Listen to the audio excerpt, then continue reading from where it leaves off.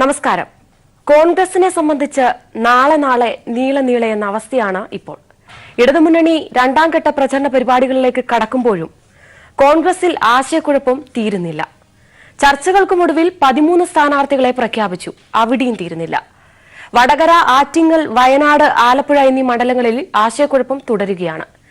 തിരഞ്ഞെടുപ്പിന് മുന്നോടിയായുള്ള പ്രചരണവും സ്ഥാനാർത്ഥി പര്യടനവുമെല്ലാം തകൃതിയായി മുന്നേറുമ്പോൾ പീപ്പിൾ ടിവിയുടെ പ്രത്യേക പരിപാടി തെരഞ്ഞെടുപ്പ് കാഴ്ചയിലേക്ക് എല്ലാ പ്രേക്ഷകർക്കും സ്വാഗതം. ആദ്യം കാണാം ജനശബ്ദം.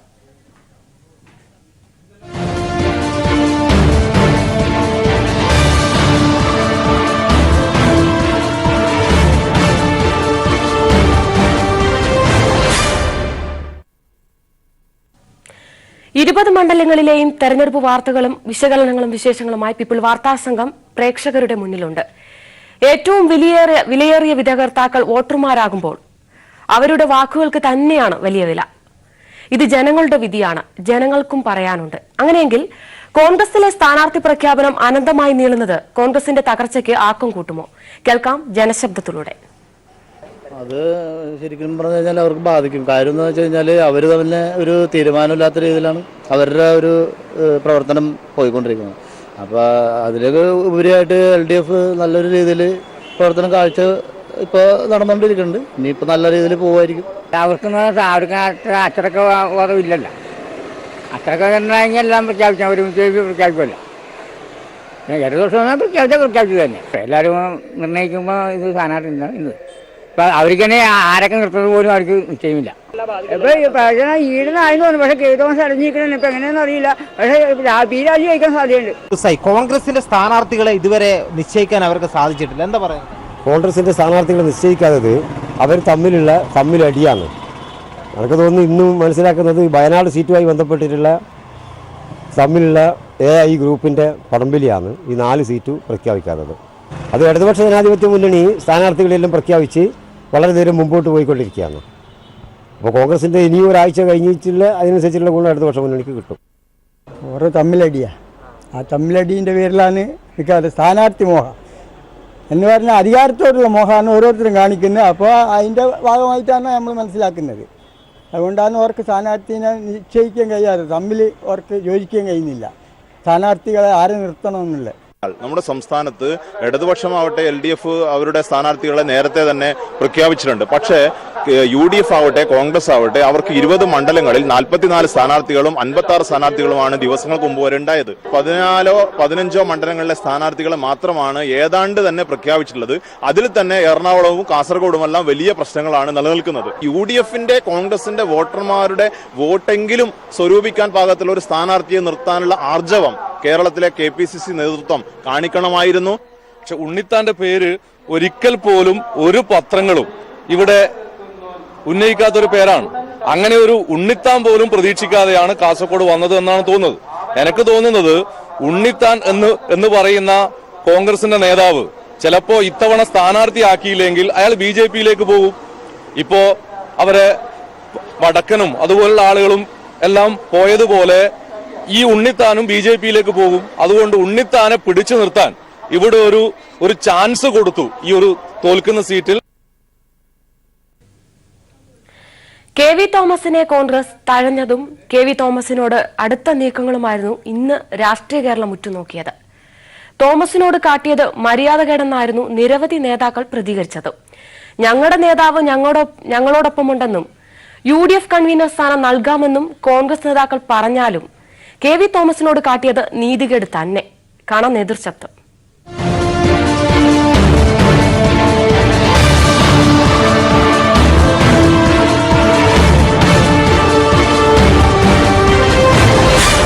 രാഷ്ട്രീയമായും സംഘടനാപരമായും UDF തകർച്ചയെ നേരിടുകയാണ്.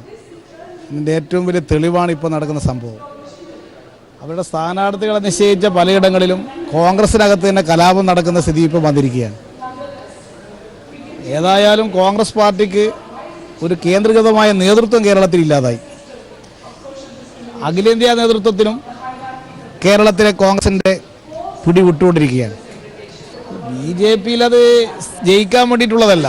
ഒരു സ്ഥാനാർത്ഥിയായാൽ ഒരു പൈസ കിട്ടും. സ്ഥാനാർത്ഥിക്ക് തൽക്കാലം ഒരു സ്ഥാനാർത്ഥിത്വം കിട്ടിക്കഴിഞ്ഞാൽ ഒരു 25 കോടി രൂപ കിട്ടും. അപ്പോൾ 25 കോടി രൂപ കൈക്കലാക്കാൻ വേണ്ടിയിട്ടാണ് BJP സ്ഥാനാർത്ഥിത്വത്തിന് വേണ്ടിയിട്ടുള്ള ഈ അടിപിടി. കേരളത്തിൽ ഇന്നേ വരെ മറ്റൊരു പാർട്ടിയുടെ നേതാവിനോട് പോയിട്ട് ഞങ്ങളെ ചിഹ്നത്തിൽ മത്സരിക്കണം എന്ന് പറയുന്ന സ്ഥിതി ഉണ്ടായിട്ടില്ല. PJ ജോസഫ് ആണെങ്കിൽ കേരള കോൺഗ്രസിൻ്റെ വർക്കിംഗ് ചെയർമാനാണ്. വർക്കിംഗ് ചെയർമാനായിട്ടുള്ള ഒരാളോടാണ് പറയുന്നത് ഞങ്ങളെ കൈപ്പത്തി ചിഹ്നത്തിൽ മത്സരിക്കണമെന്ന്. യഥാർത്ഥത്തിൽ അദ്ദേഹം കൈപ്പത്തി ചിഹ്നത്തിൽ മത്സരിക്കാൻ തയ്യാറായിരുന്നു. കോൺഗ്രസ് സീറ്റ് കൊടുക്കാത്തത് കൊണ്ടാണ് ജോസഫ് നിൽക്കാതായി പോയത്. അപ്പം ഈ പ്രശ്നത്തിൽ കോൺഗ്രസിനെ ഭിന്നിപ്പിക്കാമെന്നാണ് മാർക്സിസ്റ്റ് പാർട്ടി വിചാരിക്കുന്നതെങ്കിൽ കോൺഗ്രസിനെയും UDFനെയും ഒറ്റക്കെട്ടായിട്ടാണ് മുമ്പോട്ട് കൊണ്ടുപോകുന്നത്. അതുകൊണ്ട് ഈ പ്രശ്നത്തിൻ്റെ പേരിൽ കോൺഗ്രസിലോ UDFലോ എന്തെങ്കിലും ഒരു പ്രശ്നമുണ്ടാക്കാം എന്ന് ധരിച്ചാൽ അത് നടക്കില്ല എന്ന് വ്യക്തമാക്കാൻ ആഗ്രഹിക്കുക. ഞാൻ ഇന്നലെ ബ്ലാക്ക് മെയിൽ ചെയ്ത ഒരു കാര്യത്തെക്കുറിച്ച് ഞാനിപ്പം പറയുന്നില്ല, പിന്നെ പറയാം എന്ന് പറഞ്ഞിരുന്നു. അതിൻ്റെ പേരിൽ ആരുടെയൊക്കെയോ പേരുകൾ ചില മാധ്യമങ്ങളിൽ വന്നതായിട്ട് അറിയുന്നു. ശ്രീ ബാലകൃഷ്ണപിള്ളയുടെ പേര് എന്നാണ് ഞാൻ കേട്ടത്. അത് ഒരിക്കലും ശരിയല്ല. അത് പൂർണ്ണമായിട്ടും അത് നിഷേധിക്കുന്നു. അത് സംബന്ധിച്ചുള്ള കാര്യങ്ങൾ ഞാൻ ഇന്നലെ തന്നെ പറഞ്ഞു. അത് വെളിപ്പെടുത്താനൊരു സമയമുണ്ട്. ആ സമയം വരെ നിങ്ങൾ കാത്തിരിക്കണം. കോൺഗ്രസിൻ്റെ അകത്തളങ്ങളിൽ പൂർണ്ണമായ ജീർണതയാണ് ഓരോ നിമിഷവും വെളിവായിക്കൊണ്ടിരിക്കുന്നത്. KV തോമസിൻ്റെ ഒട്ടാകെ അറിയപ്പെടുന്ന മന്ത്രി എന്ന നിലയിലും PSC ചെയർമാൻ എന്ന നിലയിലും എല്ലാം അറിയപ്പെടുന്നയാളാണ്. എല്ലാ രാഷ്ട്രീയക്കാർക്കും അറിയാം. കോൺഗ്രസിലെ ഓരോ ചലനങ്ങളും സശ്രദ്ധം BJP വീക്ഷിച്ചു വരികയാണ്. KV തോമസിൻ്റെ കാര്യത്തിലും നടക്കുന്ന കാര്യങ്ങളെ സംബന്ധിച്ചിടത്തോളം BJP ദേശീയ നേതൃത്വവും സംസ്ഥാന നേതൃത്വവുമെല്ലാം അത് ഞങ്ങൾ വീക്ഷിച്ചു വരികയാണ്, സശ്രദ്ധം വീക്ഷിച്ചു വരികയാണ്. ഇന്ത്യൻ നാഷണൽ കോൺഗ്രസിന്റെ ഏറ്റവും സമുന്നതനായ ഒരു നേതാവാണ്. അദ്ദേഹത്തിന്റെ സംഭാവനകൾ ചെറുതല്ല, വളരെ വലുതാണ്. അതെല്ലാം കോൺഗ്രസ് പാർട്ടിയുടെ വിവിധ തലങ്ങളിൽ നടക്കുന്ന ചർച്ച ഫൈനൽ തീരുമാനം എടുക്കേണ്ടത് കോൺഗ്രസ് തെരഞ്ഞെടുപ്പ് സമിതിയാണല്ലോ. ഏതായാലും ഇതേ സംബന്ധിച്ച് മറ്റു കാര്യങ്ങളൊന്നും എനിക്ക് പറയാനില്ല. തോമസ് മാഷെ സംബന്ധിച്ചിടത്തോളം ഞങ്ങൾക്ക് ഏറ്റവും സീനിയറായ പരിചയസമ്പന്നനായ നേതാവാണ്. അദ്ദേഹം കോൺഗ്രസിന്റെ ഒരു വലിയ മുതൽക്കൂട്ട് തന്നെയാണ്. അദ്ദേഹത്തിന്റെ സേവനം പാർട്ടി വിവിധ തലങ്ങളിൽ വിനിയോഗിക്കും. ഞാൻ മനസ്സിലാക്കിയെടുത്തോളം അഖിലേന്ത്യാ കോൺഗ്രസ് കമ്മിറ്റി നേതൃത്വം അദ്ദേഹമായിട്ട് ചർച്ച നടത്തിയിരുന്നു. പാർട്ടിയുടെ കേരള ചുമതലയുടെ ജനറൽ സെക്രട്ടറിമാൻ മുകുൾ വാസ്നിക് 1.5 മണിക്കൂർ ചർച്ച നടത്തിയെന്ന കാര്യം അദ്ദേഹം സമ്മതിച്ചിട്ടുണ്ട്. പിന്നെ KV തോമസിന്റെ സേവനത്തെ ഞങ്ങൾ വിലമതിക്കുന്നു. അദ്ദേഹം കോൺഗ്രസിന് വേണ്ടിയിട്ട് നടത്തിയിട്ടുള്ള സേവനങ്ങളെ എല്ലാ അർത്ഥത്തിലും ആദരിക്കുന്ന ഒരാളാണ് ഞാൻ.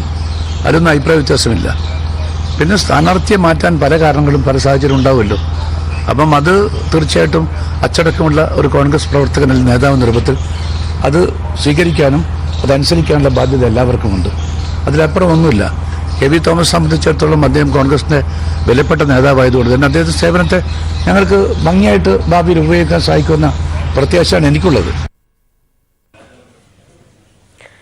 തെരഞ്ഞെടുപ്പ് വാർത്തകൾ അവസാനിക്കുന്നില്ല. സ്ഥാനാർത്ഥിക്കും പറയാനുണ്ട്. എതിർ സ്ഥാനാർത്ഥികളെ ബഹുദൂരം പിന്നിലാക്കി പ്രചരണ രംഗത്ത് ഇടതുമുന്നണി സ്ഥാനാർത്ഥികൾ ചുവടുറപ്പിച്ചു കഴിഞ്ഞു. നീളെ നാളെ എന്നാണെങ്കിലും കോൺഗ്രസും 13 സ്ഥാനാർത്ഥികളെ പ്രഖ്യാപിച്ചു. തെരഞ്ഞെടുപ്പിനെ പറ്റി സ്ഥാനാർത്ഥികൾക്കും പറയാനുണ്ടാവും. കേൾക്കാം സ്ഥാനാർത്ഥി ശബ്ദം.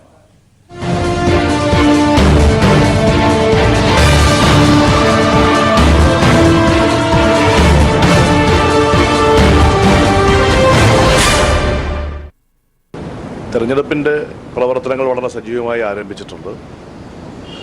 പാർലമെൻറ്റ് മണ്ഡലം കൺവെൻഷൻ നടന്നതിന് ശേഷം 2ാം ഘട്ടം എന്നുള്ള നിലയിൽ 7 അസംബ്ലി മണ്ഡലത്തിലെയും കൺവെൻഷൻ ഇപ്പോൾ പൂർത്തീകരിച്ചു. ഇന്നു മുതൽ മേഖലാടിസ്ഥാനത്തിലുള്ള കൺവെൻഷൻ നടന്നു വരികയാണ്. സ്ഥാനാർത്ഥി എന്നുള്ള നിലയിൽ ഞാൻ ഈ 7 അസംബ്ലി മണ്ഡലത്തിലും ഇപ്പോൾ 2 റൗണ്ട് പര്യടനം നടത്തിക്കഴിഞ്ഞു. ഇനിയിപ്പോൾ 3ാമത്തെ പര്യടനം ഇന്ന് ചെങ്ങന്നൂരിൽ ആരംഭിക്കുകയാണ്. ഇന്ന് രാവിലെ ഇവിടുത്തെ ആദരണീയനായിട്ടുള്ള മുൻ MLA ശ്രീ KKRന്റെ ഭവനം സന്ദർശിച്ച് അദ്ദേഹത്തിൻ്റെ സഹധർമ്മിണിയെയും മകനെയും കണ്ട് അതിനുശേഷം അദ്ദേഹത്തിന് അന്ത്യവിശ്രമങ്ങളിലൊന്നും സ്ഥലത്ത് പുഷ്പാർച്ചന നടത്തിയാണ് പര്യടനം ആരംഭിച്ചത്. പൊതുവെ ഈ പാർലമെൻറ്റ് മണ്ഡലത്തിൽ വലിയ ഒരു മാറ്റം ഇത്തവണ ഉണ്ടാകും എന്നുള്ളതാണ് ജനങ്ങളുടെ അഭിപ്രായം. തീർച്ചയായിട്ടും ഇടതുപക്ഷ ജനാധിപത്യ മുന്നണി ശക്തമായ മുന്നേറ്റത്തിലൂടെ ഈ മണ്ഡലം തിരിച്ചുപിടിക്കാൻ വേണ്ടിയിട്ടുള്ള നല്ല പ്രവർത്തനമാണ് നടന്നു വരുന്നത്. അത് ഈ നാട്ടിലെ ജനങ്ങളും ഇവിടുത്തെ തൊഴിലാളികളും പണിയെടുക്കുന്നവരായിട്ടുള്ളവരും മറ്റ് വീട്ടമ്മമാരുൾപ്പെടെയുള്ളവരും വിദ്യാർത്ഥികളും ആബാലവൃദ്ധം ജനങ്ങളും ഇക്കാര്യത്തിൽ ഈ നാടിൻ്റെ നിലനിൽപ്പിനെ സംബന്ധിച്ച് അവർക്കെല്ലാം ഉത്തമ ബോധ്യമുണ്ട്. ഇടതുപക്ഷമാണ് യഥാർത്ഥ ജനപക്ഷം, ആ ഇടതുപക്ഷമാണ് രാജ്യത്തിൻ്റെ ഹൃദയപക്ഷം എന്ന് അവർക്കെല്ലാം നല്ല ബോധ്യമുണ്ട്. മാഷ് വളരെ എക്സ്പീരിയൻസ്ഡ് ആയിട്ടുള്ള, വളരെ പരിചയസമ്പന്നതയുള്ള, വളരെ മെച്യൂർഡ് ആയിട്ടുള്ള ഒരു രാഷ്ട്രീയ നേതാവാണ്. അദ്ദേഹം വഹിച്ചിട്ടുള്ള പാർട്ടിയിലെ പങ്ക്, സംഘടനാപരമായി അദ്ദേഹം വഹിച്ചിട്ടുള്ള പങ്ക്, ഒരു പാർലമെന്റേറിയൻ മന്ത്രി എന്നുള്ള രീതിയിൽ അദ്ദേഹം വഹിച്ചിട്ടുള്ള പങ്ക് വളരെ വലുതാണ്. അദ്ദേഹത്തെ പോലുള്ള വളരെ പക്വതയുള്ള ഒരു നേതാവ് തീർച്ചയായിട്ടും ഇന്ത്യൻ നാഷണൽ കോൺഗ്രസിന്റെ എക്കാലത്തെയും വലിയ കരുത്താണ് പ്രൊഫസർ KV തോമസ് മാസ്റ്റർ തീർച്ചയായിട്ടും പരിപൂർണമായി ഈ ക്യാമ്പയിന്റെ എല്ലാ ഘട്ടങ്ങളിലും അദ്ദേഹം വളരെ നിർണായകമായി നമ്മളോടൊപ്പം ഉണ്ടാകുമെന്നുള്ള കാര്യത്തിൽ യാതൊരു തർക്കമില്ല. ഓരോ ചുവരെഴുത്തും ഓരോ പ്രചരണവും ഓരോ സ്ഥാനാർത്ഥിയുടെയും വിജയ പ്രതീക്ഷയാണ്. കാണാം ഇന്നത്തെ ചുവരെഴുത്ത്.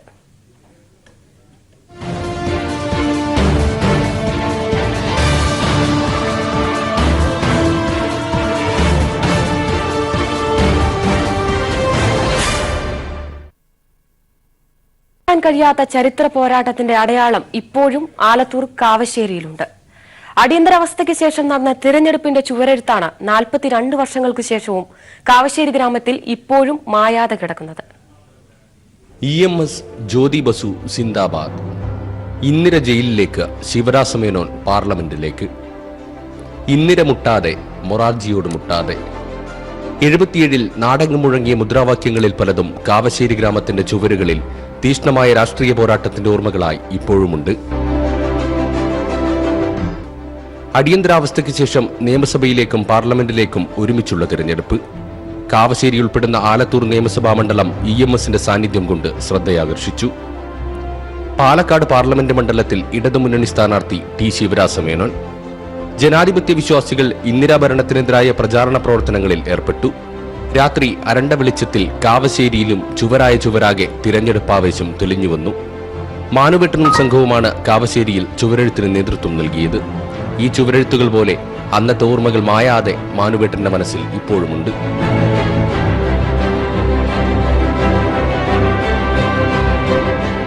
അന്നത്തെ അടിയന്തരാവസ്ഥയിലുണ്ടായിട്ടുള്ള ആ ചിന്താശക്തിയാണ് ഇതിലേക്ക് എഴുതാൻ കാരണം, അതിൻ്റെ ഭീകരത. അപ്പോൾ അതിന് പകരം ജനങ്ങൾ ചോദിക്കുമെന്നുള്ള ലക്ഷ്യമാണ് എഴുതിയത്.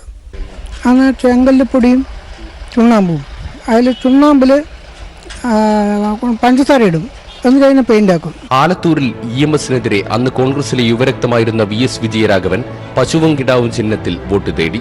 പാലക്കാട് പാർലമെന്റ് മണ്ഡലത്തിൽ T. ശിവരാജ് മേനോനെതിരെ കോൺഗ്രസിലെ സുന്ന സാഹിബ്. ശക്തമായ മത്സരം നടന്നപ്പോൾ ആലത്തൂരിൽ EMS 1999 വോട്ടുകൾക്ക് വിജയിച്ചു.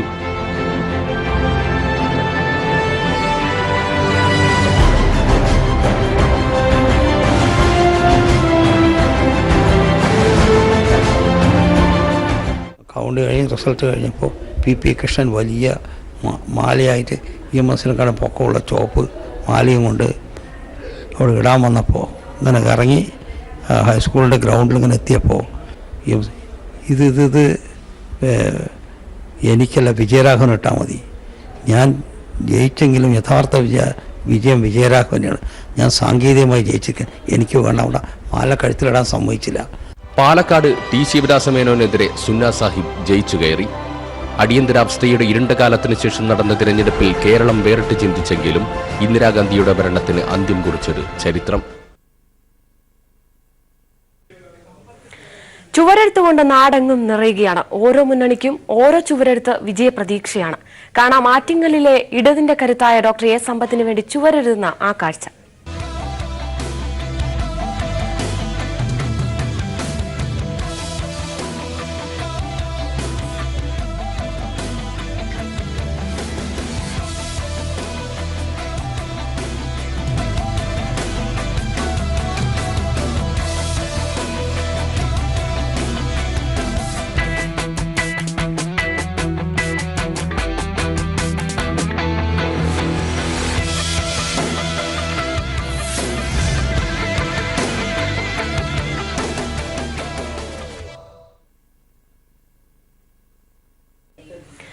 വികസന സ്വപ്നങ്ങൾക്ക് കരുത്തു പകർന്ന ജനനായകനാണ് ഡോക്ടർ എ സമ്പത്ത്. ആറ്റിങ്ങലിൽ മാറ്റത്തിന്റെ തീക്കാറ്റ് പടരുമെന്ന് തന്നെയാണ് ഇടതുമുന്നണിയുടെ വിശ്വാസം. കാണാം വോട്ട് പ്രചരണ കാഴ്ച.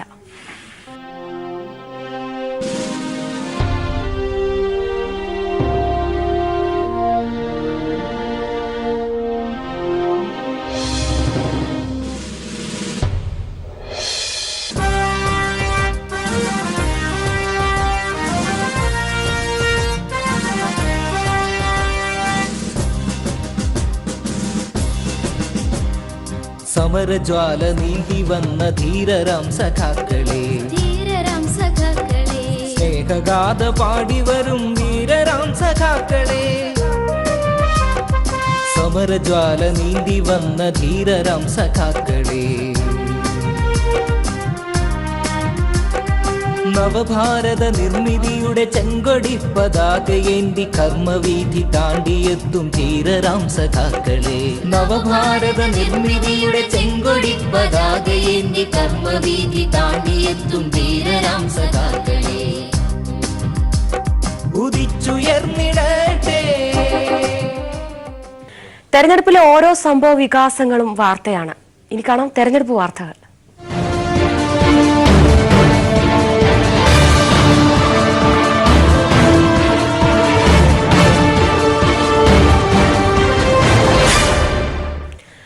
വടകരയിലെ LDF സ്ഥാനാർത്ഥി പി ജയരാജന് മണ്ഡലത്തിലെങ്ങും ആവേശകരമായ വരവേൽപ്പ്. പൊള്ളുന്ന വേനൽച്ചൂടിനെ പോലും അവഗണിച്ചാണ് നിരവധി പേർ സ്ഥാനാർത്ഥിയെ സ്വീകരിക്കാനെത്തുന്നത്. സ്ഥാനാർത്ഥിക്ക് കെട്ടിവെക്കാനുള്ള തുക പേരാമ്പ്രയിലെ സുഭിക്ഷ ജീവനക്കാർ നൽകി. പി ജയരാജന് ആവേശകരമായ വരവേൽപ്പാണ് ഓരോ കേന്ദ്രങ്ങളിലും ലഭിക്കുന്നത്. ചുട്ടുപൊള്ളുന്ന കൊടും ചൂടിനെ പോലും അവഗണിച്ച് പ്രിയ നേതാവിനെ സ്വീകരിക്കാനെത്തുന്ന ജനസഞ്ചയം.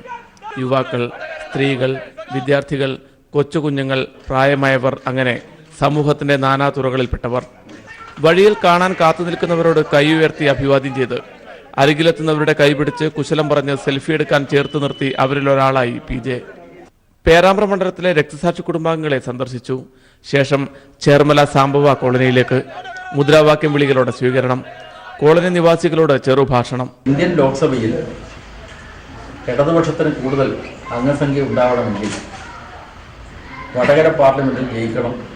കഴിഞ്ഞ 2 തവണ നമുക്ക് നഷ്ടപ്പെട്ട മണ്ഡലമാണ്. പക്ഷേ ഇത്തവണ കഴിഞ്ഞ തവണ ഇല്ലാത്ത ചില ഘടക കക്ഷികൾ ഇപ്പോൾ LDFന്റെ ഭാഗമായി വന്നിട്ടുണ്ട്. ഇടതുപക്ഷ ജനാധിപത്യ മുന്നണി കൂടുതൽ ബഹുജന പിൻബലമുള്ള ഒരു ശക്തിയായിട്ട് മാറിയിരിക്കുകയാണ്.